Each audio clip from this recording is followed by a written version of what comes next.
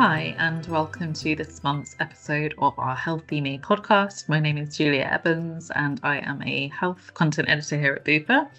This month, our focus will be on healthy aging. We will explore the concept of health span. We're going to look at the myths around longevity, and we'll also share some top tips to help you future-proof your health, whatever your current age. I will be talking to Dr. Sherina Fernandes, who describes herself as a lifestyle medicine physician and coach. She has a wealth of clinical experience dealing with patients from all walks of life. More recently, she has completed a diploma in lifestyle medicine, and she encourages her patients to take control of their health through simple lifestyle adjustments. Hi, Sherina, and thank you for joining us. Hi, Julia. Thank you for inviting me. So I think many people are afraid of getting older, which is a great shame. They associate old age with a kind of inevitable decline of both physical and also maybe mental well-being or vitality. But the good news is there is a really strong evidence base to suggest that we can really increase our chances of reaching an advanced age in better health. How much power do you think we have to live healthier for longer? Oh, well, that's a huge topic, isn't it? So absolutely, we have such power. But coming back to what you said about this association of old age and decline, and I think there is something to do with cultural variations. So in the West, that's what we think, don't we? We fear aging, we associate it with a loss of youth and kind of the best part of our life, which isn't really the best attitude to have if you want to have a longer health span.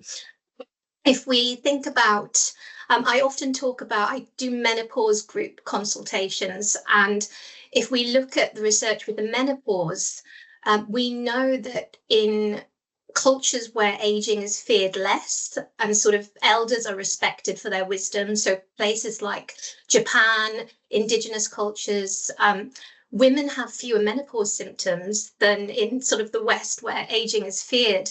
So I think there's a lot to do with attitude, but we do have a huge amount of influence over how we age, and it is possible to live healthier for longer. So this really is in terms of how much we exercise, what we put into our body in terms of nutrition, and even consumption of kind of, social media, things like that. They all play a part. How much sleep we get and our connections and sort of how we manage stress. So as you said, I am a lifestyle physician. I've been doing it for quite some time now. So I've seen it. It's not just in the research, but I've seen it in my own patients, how really powerful small changes can be to impact markers that we know potentially will help lead to longer term health. That's so interesting. I hadn't realized there was this different interpretation or view towards aging in some cultures. So thank you for sharing that. Previously, there's been a big focus around longevity, so simply how long someone is living for. But now, or in more recent times, there seems to have been a shift. So this recognition that actually our health span is just as important, if not more important, than how long we live. How would you define health span? Okay, so yes, I can define health span. It's easy to talk about lifespan. So lifespan is quite simply how long we live for. And we know modern medicine has meant that we are living longer and increasing our lifespan. So when you think we were previously dying young from infectious diseases, and then we've developed antibiotics, etc. And modern medicine has been amazing from that point of view. But now we're tending to suffer more from what we call non-communicable diseases. So, your heart disease, lung disease, cancers. So we're living longer, but we need to be careful that we're not losing that quality of life. So health span is how long you're living and you're staying healthy for. So you can go about your daily activities and have a decent quality of life. If you think about the World Health Organization definition of health, it's a state of complete physical, mental, and social well-being, not merely the absence of disease or infirmity. So I think that's really important to remember, because we want we don't want to live forever if we're stuck in bed and we have no quality of life. So it's something that we're really looking at the minute.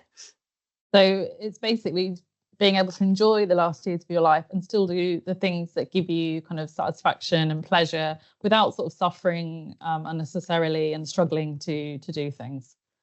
Absolutely. So when we read about people who are on kind of a quest for longevity, they tend to be quite extreme. And we hear sort of examples of crazy routines. So people are getting up 4 a.m, they're jumping into an ice bath.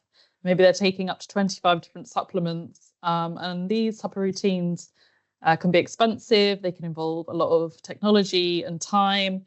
Do you think that healthy aging is actually accessible to you or me and also to our listeners? Absolutely. I'm sure there's some listeners that would be balking at waking up at 4 a.m. and even having ice baths isn't everybody's cup of tea. No. But yeah, but I think health has definitely been overcomplicated, and while it's important to embrace technological advances, we need to make sure we're getting the simple things right, and there's so much that we can do to prolong our life that isn't complicated. It doesn't need to involve lots of money and the latest gadgets. I do think healthy aging is accessible to most. It would be a different topic, and I don't want to get too political, but there are large proportions of society at a disadvantage. So we are now looking sort of the British Society of Lifestyle Medicine, and within the NHS we are really looking at health inequalities. So things like access to affordable healthy foods, good medical care, the education to know how to look after yourself, what care is available, and even clean air varies. So these factors do come in, but I would say for the majority of people listening to us, the answer is yes, healthy aging is possible for the vast majority of us, and you don't need sort of money or time. That there are things you can do to help yourself to age healthily. Oh, that's good news. But yeah, you made a really great point in terms of there are these sort of systemic issues that we do as a society need to address to try and equal out some of these health inequalities. But you're right, that's a different conversation. Recently, there's been a lot of interest around the blue zones. This was made more popular after a Netflix documentary. I know some of the evidence is a little bit sketchy or might need a bit more examination, but it is notable that people living in these hotspots, these longevity hotspots, do tend to share some key lifestyle choices or habits. Could you explain a little bit about what these are? Yes, I absolutely love talking about the blue zones. It's really interesting. So for those who may not have heard of the blue zones, these are pockets of the world where people are living longer, sort of up to 100 years and over. They've got the biggest numbers people living past 100. And it's not just their lifespan, it's their health span. So they have, 100-year-olds walking to the market and carrying the shopping home. So the blue zones are listed. So there's Okinawa in Japan, there's the Nicoya Peninsula in Costa Rica, there's Ikaria in Greece, there's a province in Sardinia, and Loma Linda in California. These are the main ones that are talked about. And what these places all have in common, there are a number of things. The first thing I would say is that they all have a very strong sense of community. And we know from research that strong social connections are one of the most important factors that contribute to sort of good health and longevity. So there is, you may have heard of the Harvard study of human development. That's one of the longest running longitudinal studies that's been going on in America. And yes, it started back in the 1930s. So they've sort of spanned 3 generations.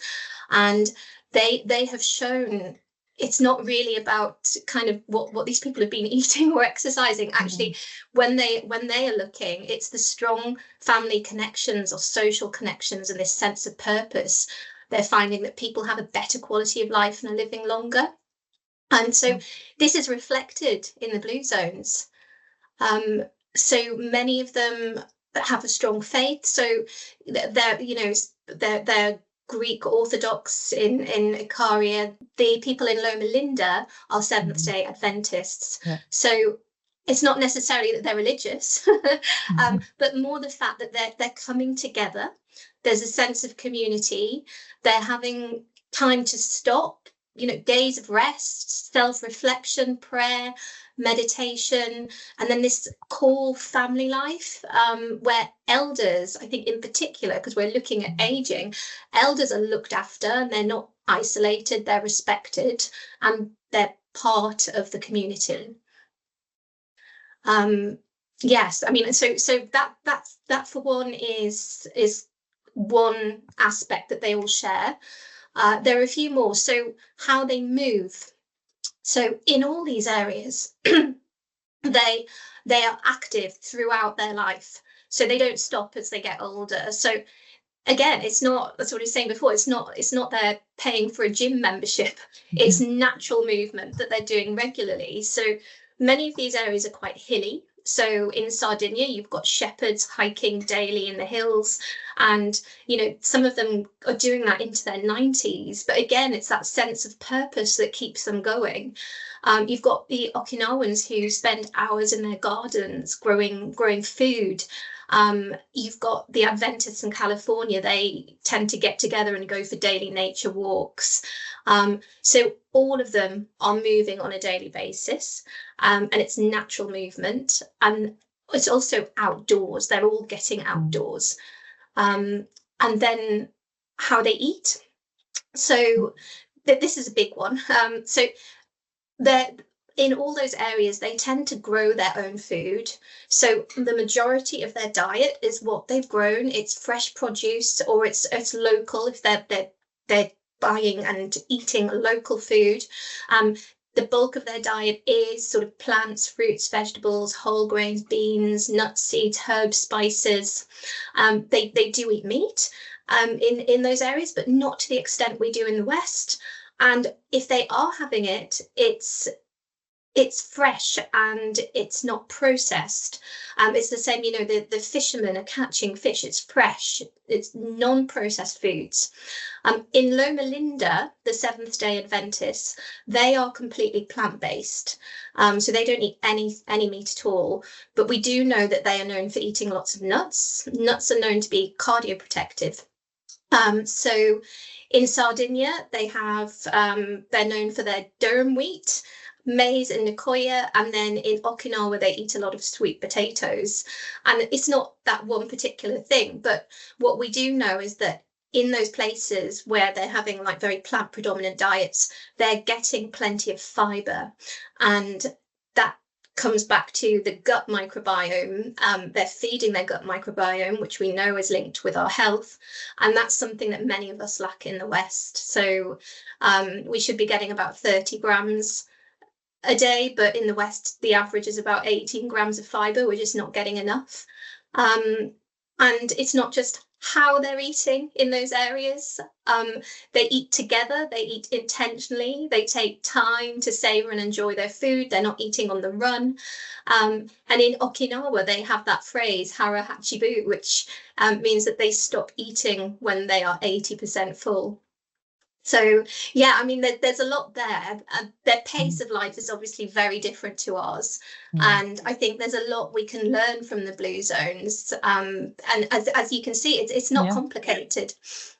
No, that's so fascinating. And like you said, it's a very different lifestyle.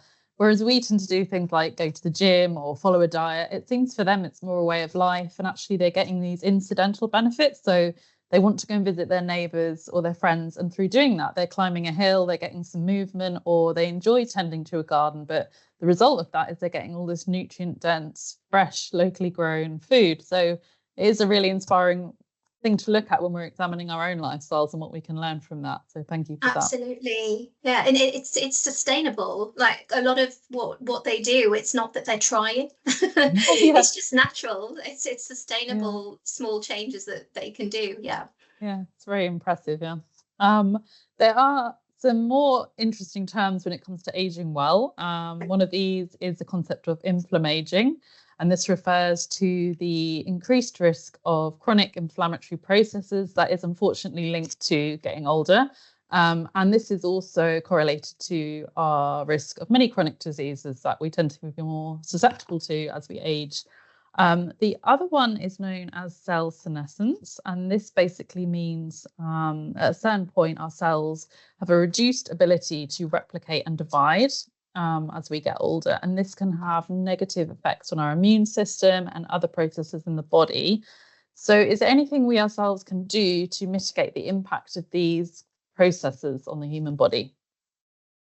Yes, so as you've explained, there are a number of processes that are going on as we age, and we can't really stop the aging process, even though many are trying. But I think we can slow it down to an extent. And so you were talking about inflammation, and I mean, things like inflammation, oxidative stress, these are all processes that are brought about by our behaviours and drive aging. So again, lifestyle medicine, it looks at 6 pillars. It looks at what we're eating, it looks at how we're moving, how much sleep we're getting, sort of how much stress we're experiencing, what we're doing about that, the connections we have, and whether we're avoiding risky substances and behaviours, things like smoking, alcohol, gambling, social media, all fall into that category. And all of those, if you start targeting them, you can start finding ways to reduce inflammation and help sort of defer these processes, as it were. So for example, when it comes to diet, we know that a polyphenol rich diet improves our immunity and lowers levels of inflammatory markers. So, you know, when we say eat the rainbow, there's a reason behind eating the rainbow. If you think about the sort of reds contain lycopene, so your tomatoes and watermelon, and then you've got orange foods have beta carotene. These are really good for your immune system. Resveratrol, like the blue purple foods, red grapes, blueberries, these things, they're really helpful with just not just health but sort of prolonging life. Thinking about exercise, there's so much research into exercise, and people would say that is the longevity drug.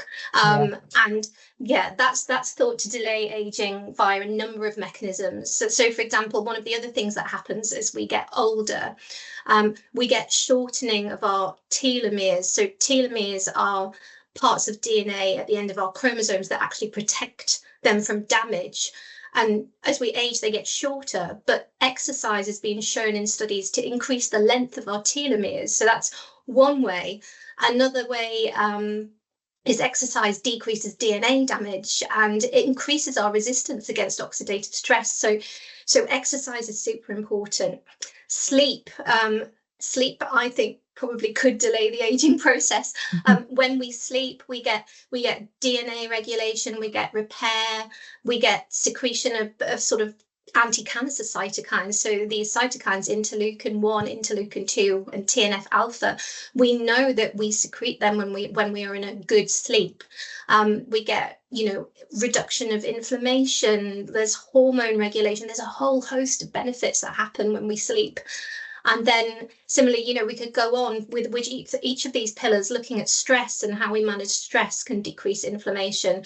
I don't have to say it, we know that smoking and you know, alcohol excess will lead to disease and problems, and you know, doesn't help to prolong life. So there's a lot that we can do. That's great. And we're coming back to these key pillars again and again, which is really nice to see. So it's like moving well, sleeping well, rest and recovery. And honestly, it sounds like exercise is as close as we can get to like a magic pill that's going to help us in all these areas. So that's amazing.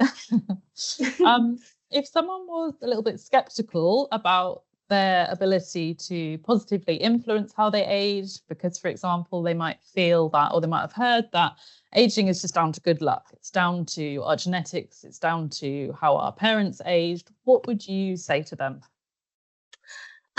Well, I would say we're not a slave to our genes, and we now know about epigenetics, and epigenetics is important. It looks at how the environment and our behavior can affect the expression of our genes. So basically that we can inherit these genes, but they can be switched on or switched off. So yes, while we need to consider what we're inheriting, just because, you know, there's a long family history of, say, heart attack or something happening, it doesn't necessarily mean that that's going to happen to you. And we've seen that in twin studies, this whole thing of nature versus nurture, that like both play a part.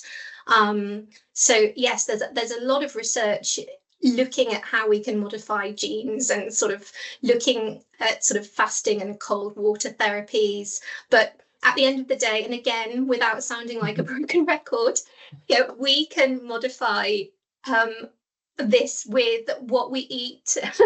You know what's coming, Julia? Yes, I do. How we exercise, how we sleep, stress, because these environmental factors really do affect what genes are switched on or off, and it's really important that we're looking at that. So if you know you're prone to cardiovascular disease, start looking at these just simple pillars to make sure that you are minimizing your risk of these genes being switched on. Yeah, that sounds super positive to me. But would you say there's a particular age when we can best influence how well we age? Is it, for example, ever too late to improve our health span or our longevity? Absolutely not. It's never too late to start to improve your health span. And I think that's a really important message, because there will be people sort of into their 50s, 60s, 70s who might think, oh, it's too late for me. But, you know, even into your 70s, you can still gain muscle mass and strength if you're doing sort of progressive resistance training sort of with your own body weight, sort of at least twice a week. In the same way, dietary changes, obviously all of these are much better to do if you start as early as possible, but you can still increase your life expectancy even if you start making dietary changes at 60. So the message would be that the earlier you start, the better. But it's never too late to start. So the best time to start is now. Exactly. Don't put it off any longer and just get exactly. going. Yeah. So let's break down some of these core areas that we've talked about a few times now. So starting with movement, I think lots of people are slightly afraid of exercising as we get older. It can be a bit daunting. Maybe people haven't been very active up until now. And because of this, unfortunately, people can end up quite frail and immobile once they reach their 70s and 80s, and actually even before that is the truth of it. But there is exceptions to this. For example, my dad, who's turning 80 this year, he still bikes regularly and good distances too. So what do you think is the key to preserving physical strength and mobility as we age? Well, first of all, good on your dad. So he sounds like an inspiration to those around him. So the key to preserving physical strength and mobility as we age, well, first of all, we need to know that as we age, we start to lose bone mineral density and muscle mass. And unfortunately, this does start from around our 30s. If we think about bone mineral density in particular, we have this balance of sort of we talk about osteoblasts that build up bone and osteoclasts that take it away, and when we get older, this balance kind of reverses, so we get this gradual decline. It's really important that women in particular are looking after their bones, because estrogen actually supports those osteoblasts. So as our estrogen levels drop into perimenopause, menopause, we start to lose that protective effect of estrogen, which means that 1 in 2 women post-menopause end up with osteoporosis. Wow. So yeah, exactly. But we really can do something about this. So resistance training. We know that healthy bone will remodel and adapt to the loads it's placed under. So this means that if we start doing resistance exercise, if you build up just from your own body weight to what you're comfortable with, it's a great way for you to preserve your bone strength. And obviously, when you're doing resistance exercise, you're helping to preserve your muscle and potentially build it up too. So in that sense, resistance exercise is really important. when it comes to longevity as well, you know, looking at muscle mass, we live longer if we can preserve our muscle mass. So that's where resistance exercise comes in, hugely important. And then, of course, we've got cardiovascular exercise. So we need this to preserve our lung function. And again, we know that lung function is going to naturally decrease as we age. So cardiorespiratory fitness is really important. This is where it is better. The earlier you start, the better. But again, if we can preserve that, we are going to preserve our health span. And then the other thing would be, in terms of exercise, balance exercise, and core strength becomes essential as we get older. So yes, it's really important to sort of follow exercise guidelines. Are there for a reason. So many people may have heard that we should all be doing 150 minutes of sort of moderate intensity exercise a week. So moderate intensity is where you can talk but you can't sing, or you can do 75 minutes of vigorous exercise, and as expected, that's when you can't talk as well as sing. But yes, the key thing that many people don't do is this resistance training at least twice a week, which is really, really important for men and women.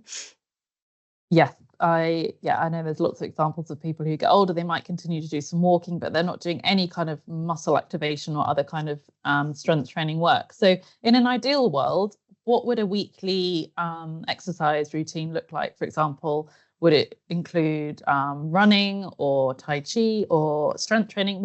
How would you kind of get all of these requirements into an average week?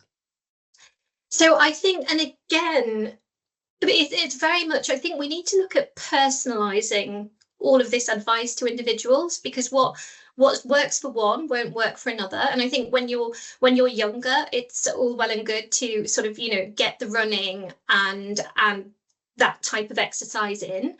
As you get older, and many sort of, you know, again, because I'm used to talking to perimenopausal women, sometimes it's all well and good if you're getting up at 6 a.m. and going to the gym and you're doing all this exercise, but you need restorative practices as well. So yes, I mean, in terms of, it could be just going for a 30-minute brisk walk through the day. I mean, it's 150 minutes, so it's not too much if you spread that into 7 days. It's not a lot. 150 minutes there of a moderate walk. And then there are, again, yoga, I think, is an amazing discipline to take up, because it encompasses, you can do a lot of resistance with body weight. You know, when you're thinking of planks and various things, you are using your body weight then.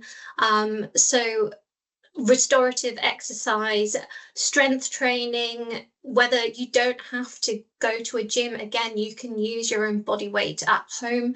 If you go online, there are sort of lots of advice now on resistance exercise you can try at home. I think Dr. Rangan Chatterjee has some videos, you know, using cans of beans, these kind of things. And I think it depends on where you're at and where you're starting from as to what you do. Yeah. And I think it needs to be personalized to each individual. Absolutely. He has some really good like kitchen routines that you can do when the kettle is boiling and that type of thing. So it's super accessible and a good start for most people. So yeah, sounds good. Moving on to eating well. I know this can get very controversial. And there is also a mixed consensus about the perfect diet, if that even exists. But when you look at the countries with healthier aging populations, you do tend to find some common themes. So I think most people agree that it's good to maximize your intake of vegetables, fruits, plant-based foods, healthy fats. Obviously, getting enough protein is important as we age from an immune system perspective. As you mentioned earlier, fiber is often something we're, you know, lacking in, and also so important for the microbiome and all its corresponding effects. We kind of end up around the Mediterranean style diet quite often because it encompasses a lot of these benefits. Are there any specific dietary interventions you would recommend for people wanting to age well? So, as you said, it's a very it's an emotive topic, I think. Diet, and everybody has their sort of specific what they feel is best. there's lots out there. When you look at the research papers, I think the specific diet that comes out time and time again is this Mediterranean style diet. Like examples would be that there is the dietary approaches to stop hypertension. That's the DASH diet. That's almost a Mediterranean style diet. When you're looking at food and mood, so there's a lot about nutritional psychiatry now, but when you look at the SMILES trial and all the different trials looking at how you influence your mood and depression, again, it's Mediterranean style diet that they're using. So I think rather than saying a specific diet, it's important to look at good eating habits. So we need to be avoiding processed foods and stick with real foods. And I know in our time poor lives, this can be hard, but we need to look at our priorities. So avoiding processed foods, eating fresh foods. When you look at the American College of Lifestyle Medicine, the International Board of Lifestyle Medicine, and the British Society of Lifestyle Medicine, they're all in agreement that we should be focusing on a diet that's predominantly plant-based. And plant-based doesn't mean the convenient stuff you get you buy in packets. We're talking about real fruits, vegetables, beans, legumes, whole grains, nuts, seeds, herbs, spices. It's coming back to what we were talking about in the blue zones. But also going back to this whole, losing muscle mass as we age, it's really important that we have a good amount of protein in our diet. We need protein to build up muscle. And at this point, it's worth me saying that I am actually plant-based. Not just, it's a personal thing for me, not just for my health. And that's what I was saying. It can be quite emotive. But you can, and I think as I live this way, it's important for me to speak this. You can get enough protein on a plant-based diet. You just need to know how and to plan well. So things like tofu, tempeh, beans, quinoa, these things, if you just incorporate different foods into your diet, you can get enough. But again, it's not for everyone, and diets are really individualized. So most diets work. Do you know what? Most of us are eating such rubbish that if we go, whether it's low carb or whatever we do, if we're eating real food, we tend to get results. So absolutely. And then you said about dietary interventions. There's also this whole subject of time restricted eating. So that could go off into another territory itself. But to make life simple, often if you try and have your evening meal as early as possible and your breakfast later, but you may have to adapt that, but that can also be helpful in terms of aging well, because it helps your body to sort of restore itself. There's a whole other process that we could talk about there. So it's, again, I said in the blue zones, it's not just what you eat, it's how you eat, and I think that comes in here too. Definitely. And I think what you've touched on there is really interesting, because whatever your personal preference, whether you choose to eat fish or some degree of dairy or meat, we can all benefit by increasing our fiber, our phytonutrient intake, our vegetable intake, our legume intake. So it's quite realistic for a lot of people to improve their diet just by adding things in, even if they still want to add some of these other elements, from a personal perspective point of view. Just quickly to touch on the processed food, because I know there's a lot of confusion around this. I think people get fearful that things like chopped tomatoes, which can be categorized as processed food, would be harmful. I think it's more to make the point that ultra processed foods are what we really want to swerve. If you could speak to that a little bit. Absolutely, yes. So ultra processed foods, I mean, you should know what's in, if you're looking at something and it's full of chemicals and you don't actually know what you're eating, that's different. If you can physically look and this contains tomatoes, when you're saying about chopped tomato, contains tomatoes, that's fine. Tins of beans and these things. It's more looking at, you get packaged foods, turn it over and look. If it's just a mixture of chemicals, that's probably not going to be the best thing for you to eat. Yeah, so it's like these unrecognizable names, things you wouldn't have in your kitchen, and also emulsifiers, thickeners, all these kind of agents that are added in. Basically, we just don't know enough about their effect on human health at the moment. So we need to tread carefully with that. Absolutely. Okay, and what is your opinion on the role of supplements, if there is one? So I'm of the opinion that we should and can get most of our nutrients from the food we eat. And I think people in the blue zones are evidence of that. I don't think they're taking supplements. But we do need to accept, obviously, that our environments are different. So we're both in the UK, and as we know, it's not known for its year-round sunshine. So we're in the winter months, we do need to take a vitamin D supplement because obviously there's not enough sun, so we can't synthesize it for ourselves, and we can't get enough from diet. So vitamin D is one of the supplements I would recommend. And then again, it's a personalized choice. When it comes to omega-3, we can get, so there's types of omega-3. So ALA, that's the essential one, and we have to get it from our diet. So we get it from nuts and seeds. The body can convert this ALA into two other types, DHA and EPA. DHA and EPA we can also get from fish. What we find as we get older, that our rate of conversion of the ALA to DHA and EPA decreases with age. So potentially you might want to take an omega-3 supplement if you are not eating fish. Fish actually obtain it from marine algae, and now there are supplements based from marine algae. So an omega-3 supplement might be something you want to take as you get older. Vitamin B12, so that's not made by plants or animals, it's actually made by microorganisms in the soil.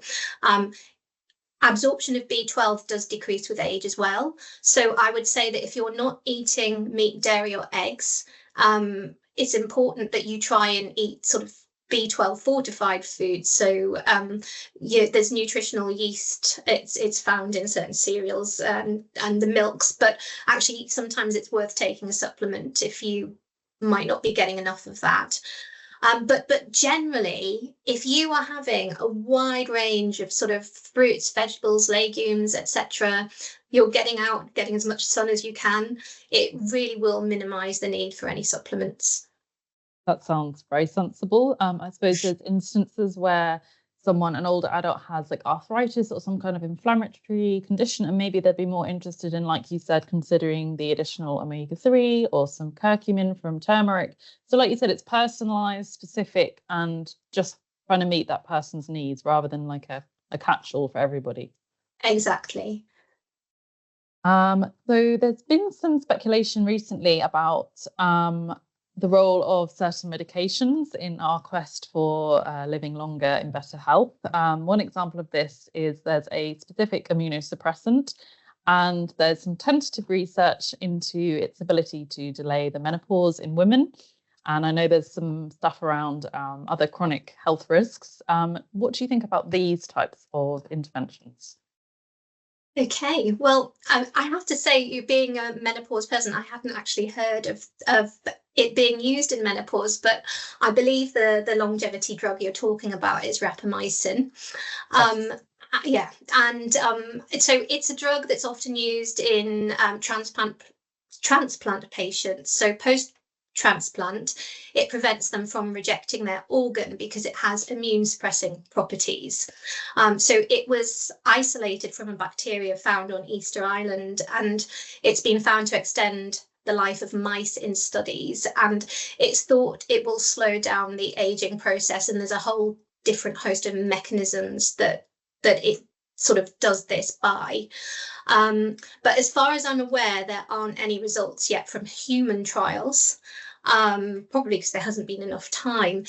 So I often feel that we try and package things up from nature into drugs, and then we end up with side effects when maybe we should sort of just to keep things simple again. I know, so I'm not a longevity doctor, but I know things like rapamycin, that's a drug. Metformin is being looked at because obviously we know, again, going back to inflammaging, if we have persistent high blood sugars, that causes inflammation, etc.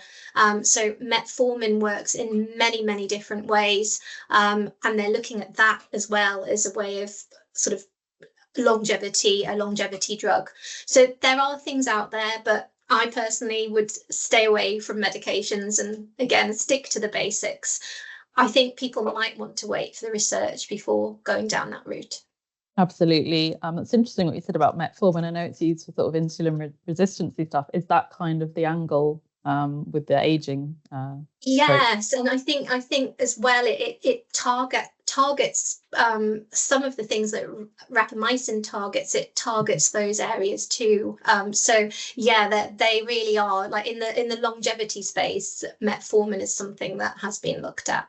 Oh, that's super interesting. I'll have to look into that more. Thanks. I think regarding the rapamycin with the menopause, you're absolutely right. It's only been done in mice. I think they are planning to do an upcoming trial on women looking at a slightly repackaged format of the drug. And the idea is to see if it improves ovarian function. So kind of preserving women's fertility and trying to delay the menopause for longer. But we'll have to watch the space on that one. Interesting. Yeah. So we've covered movement, diet, medications, moving on to stress, which I think is a core issue many of us, including myself, struggle with. How would you explain the role of stress in aging well? Yeah, it's probably why we in the West don't age as well as these blue zones, isn't it? So stress, I think, if most of us have heard of this fight or flight reflex, our stress response, and we do need it. We've needed it in the past when we were cavemen running from danger, and we do still need it at times now, because again, it still helps us if we're in trouble, or even if we need to perform under pressure, it can be a good thing. The problem is the prolonged stress. So if we think about in the wild, there's a book called Why Zebras Don't Get Ulcers, which is on my list to read. But basically, if you think about how zebras behave, so they can be grazing, and then along comes the lion running towards them. So they shift into that sympathetic drive, and they run for their lives. And what happens? They either get away, or you're the unlucky one and you get caught and you get eaten by the lion. But once these zebras are away, they just go back to grazing, and they, the stress response switches off just like that. This doesn't happen with us. And now, we've got chronic stress. We've got small stresses from, if you're using an alarm clock, your alarm clock goes off, you're rushing to get dressed, you're getting the kids dressed, there's a school run, the commute, you've got deadlines. There's always these constant stresses, and we don't often stop. So our sympathetic drive, it's almost in overdrive, as it were. So this can lead to sort of elevated cortisol levels, and this is where you start getting glucose intolerance, and you're more prone to get diabetes. We know cortisol promotes this central obesity, inflammation. We've discussed it before. So again, this leads to aging faster, as it were. So we need to, if we want to age well, we need to find ways to deal with stress, minimize stress, and even maybe just reframe things in our head. Like, when we are getting stressed about things, do we really need to be getting stressed about them? It's a good question, and it sounds like the zebras have got it figured out quite well. So exactly, be more zebra. Yeah. Aside from stress, one of the key areas that you mentioned associated with longer, healthier lives in places such as Japan is this idea of meaning, purpose, and connection to others, which maybe in the West we've lost sight of a little bit. Why do you think these factors can impact both our health span and potentially even our longevity too? Yeah, so I spoke before, didn't I, about the Harvard study, and this whole thing about connection, and then also having a purpose. And I do wonder if it comes back to this primitive feeling of safety and sense of security. We know that loneliness is similar to smoking in terms of years of life lost, which is really sad. And that, you know, you can see that MRI changes, someone who's lonely is equivalent to sort of, you know, stress. It really has an effect on us. So connection, nurturing, this kind of activates our parasympathetic nervous system coming back. And looking at more social support, you probably are less likely to experience stress because you've got people there to depend on. So I think it all comes into play. And I think we underestimate the power of connection and purpose. And again, you know, there's a lot of research into positive psychology and how this affects our health. Things like gratitude come in here. There's so much that has an impact on kind of how we feel, our well-being, which then impacts our health span. I think, yeah, that sounds really interesting. And I think we do tend to reduce health to exercise and diet. But as you've said, there's all these other core elements that we must consider when we're looking at our overall well-being and happiness and also aging processes as well. Yeah. So we've covered quite a lot in this podcast. I'd like to leave our listeners with some practical tips that they can take out into their lives immediately and hopefully start using on a daily basis. What would be your top 3 tips for how to age well? Okay, so I think number 1 is treating your food as medicine. I think we can have such an impact on our health with what we put in our body. So start being more meaningful with what you eat. I think we kind of, you know, grab an eating on the go or what's convenient. I'm in a rush or I'm too tired. Put something in the microwave. Start looking at what you're eating and what you're putting in your body. Will this nourish me? Look at your plate. You know, could you add something to it? You know, if you're having a curry, could you put some fresh coriander on there? You know, small changes. So that would be tip number 1, treating your food as medicine. Number 2, I would go with the movement. So I think moving every day naturally, making sure that you are getting outside. Because I know what my third one is, so I'm going to put a caveat with this. So it's kind of 2 and 1 for number 2. Within that, you also need to make sure though that you're getting rest and restoration. So sleep is really underestimated and the thing that we, I think, neglect the most. So, you know, getting that balance of movement with the rest and the sleep is really important. I think if you get good sleep, you're going to want to move in the day and you're going to have more energy to do that. So I've kind of cheated and put 2 in 1 there. And then this third thing, which we've covered at the end and we underestimate, is nurture our relationships. Make time for the people that you care about, people that make you happy. Spend time with them. I mean, it's all well and good, isn't it, Julia? You can eat healthily and exercise and do all these things, but if you're not sharing your life and enjoying your life with others, what's the point? Absolutely. Yeah, I think you've hit the nail on the head there. And the good thing is these sound like fairly achievable goals. Obviously, they might take a little while to integrate into your lifestyle, but for most people, hopefully they are something they could slowly consider sort of adding into their day-to-day lives. For you personally, is there anything you prioritize or focus on specifically for healthy aging or longevity purposes? Yeah, well, so for me personally, so I am a 47-year-old female perimenopausal woman.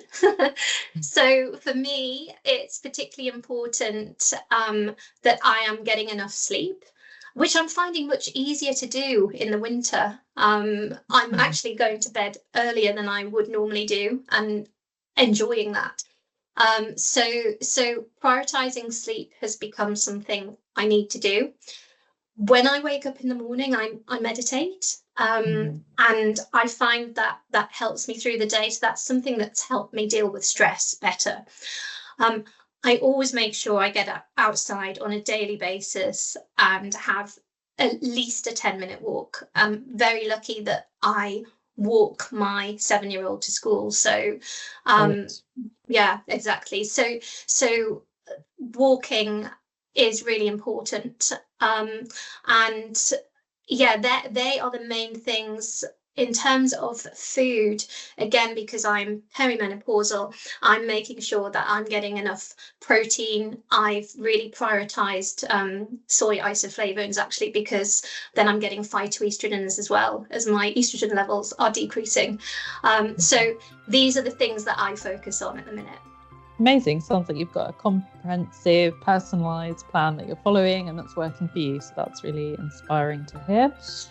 Thanks very much for a super interesting conversation. Hopefully everyone listening will be inspired to control what they can in order to age better for longer.